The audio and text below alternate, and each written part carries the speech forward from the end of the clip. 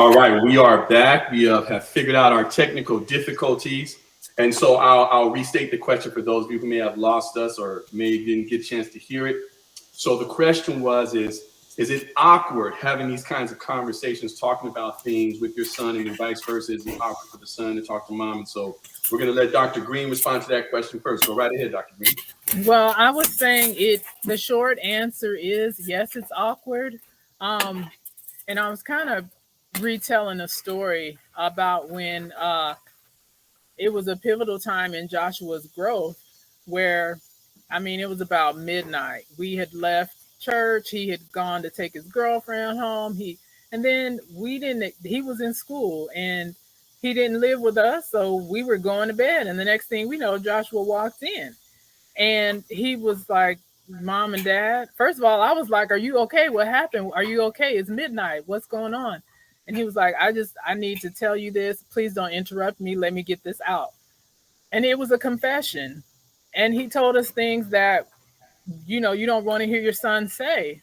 But we were so thankful that he trusted us to tell us those things. So again, the short answer is it is awkward, but it's necessary. If I want to have that kind of relationship with my son where I can pray about the things he's struggling about, then I just need to get over that. I need to get over the awkwardness. And, I shared my struggles in the book. I talk about things I was dealing with.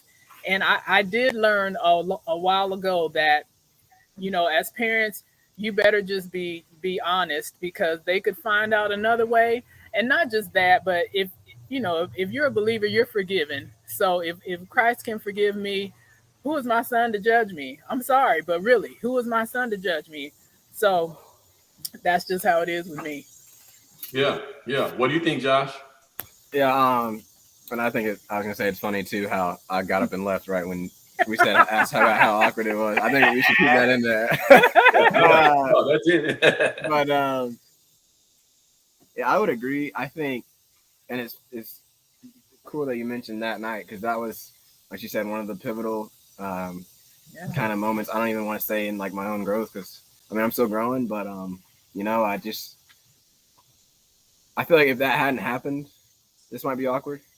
But for us to have already gone through this, and I'll say this too, like that night I remember, because it was a rough night for me in a lot of ways, and knowing that because when I came in the room, I confessed everything, and I think the first thing they said was, "We love you and we forgive you," and that it really spoke volumes to me because I had until that time, I was repenting in that moment, but I hadn't really forgiven myself of any of this stuff.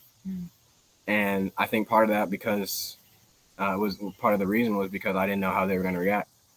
And, like we've already mentioned Dr. Greene, my dad's got his MBA, senior accountant. And so I have this, these high expectations, and obviously in ministry. I'm just talking about education, but like ministry. Oh, right. And so I have these expectations on me to where I've created this whole different set of parents that are just looking down on me in this just legalistic way of just don't disappoint us. And I think it's kind of not to preach, but just a parallel to what we kind of sometimes have a vision of God doing, to where we have, the version that shows grace and love and mercy. But then we also have this version in our head where it's like, just don't mess up because, I'm coming for, to bring the hammer down. So,